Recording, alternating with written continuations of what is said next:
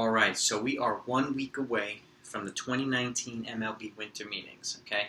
That's when things really start happening, as you know, baseball fans. I don't have to tell you that twice. Now, some things have happened already, and quite honestly, a couple of surprise moves. Yasmani Grandal signing with the White Sox. Yesterday, Mike Moustakas signing with the Cincinnati Reds. So it looks like the AL Central and the NL Central are striking first. The Brewers and Padres made a pretty solid trade last week for some pitchers and infielders and stuff, which I think will affect their moves moving forward.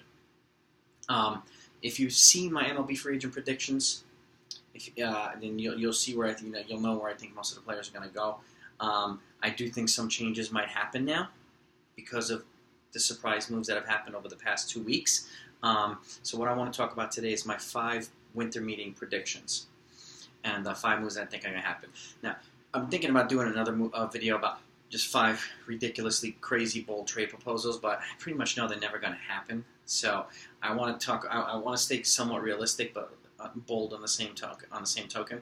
So I want to go over my 5 predictions. Now, if you're a baseball fan and this is your first time seeing this channel, this channel is for you. So make sure you click that subscribe button and click the bell next to it.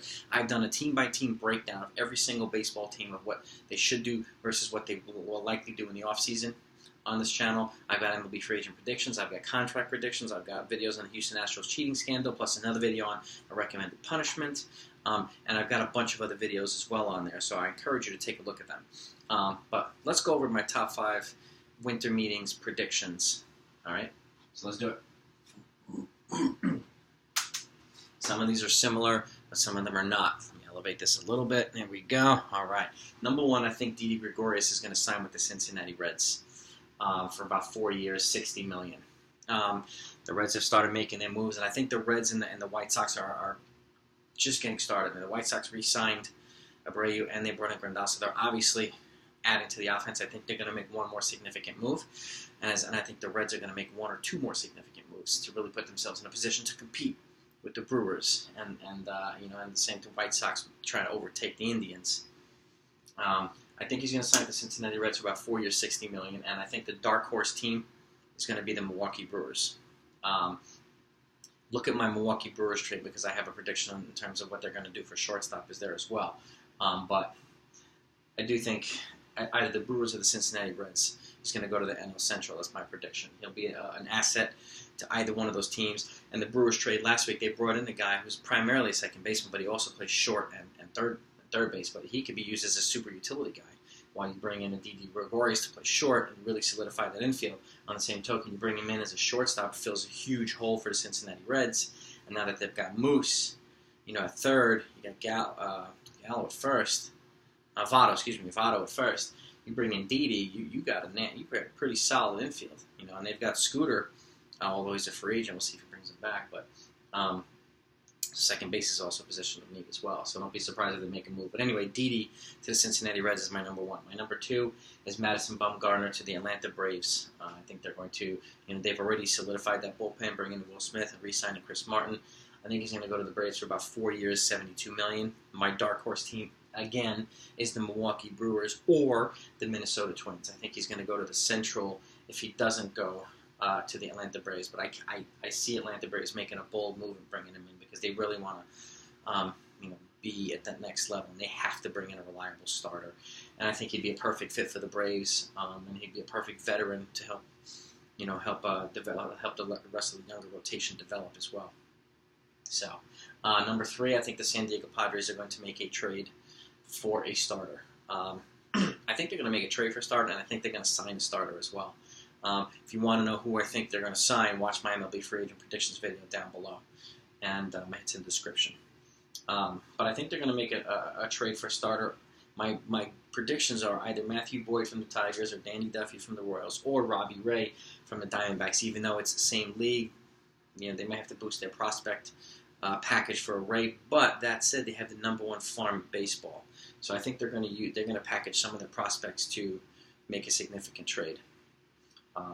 Either way for a starter. And number 4, actually my dark horse player for the Padres is Madison Bumgarner. That's going to be a little bit more difficult. The Mets keep saying, he's not available, but then they made him available last year. So I think if they make an attractive package for the Mets, I think they'll bite. And I think they would probably prefer Syndergaard over these guys, but more realistically, I think these guys are more of a realistic possibility. And Boyd, coming from the National League to the American League, from the American to the National, I think would be a good fit. He was with the Detroit Tigers, an awful team, unfortunately, but even though his ERA was a little elevated, part of it had to do with his bullpen. But he had 235 strikeouts and 180 innings in 2019, and he's got, I think, 3 or 4 years of control left. So he's a very valuable piece, and I think he would transition nicely from the American to the National League.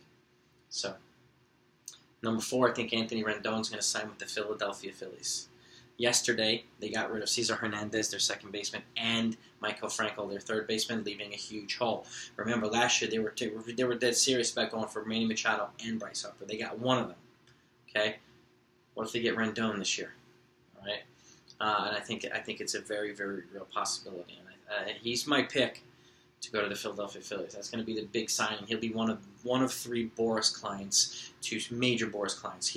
Boras has Cole and Strasburg, too. I don't think either one of them is going to sign during the winter meetings, but I think Rendon, the position player, will. For about 6 years, $210 million. It's a rumor that he's looking for a little bit of a shorter-term deal at a higher value, and if they had a chance to get him, for 6, 210, it's better than 10 years, $300 million from Manny Machado. So, in terms of a lesser commitment. So. My dark horse team is going to be the LA Dodgers.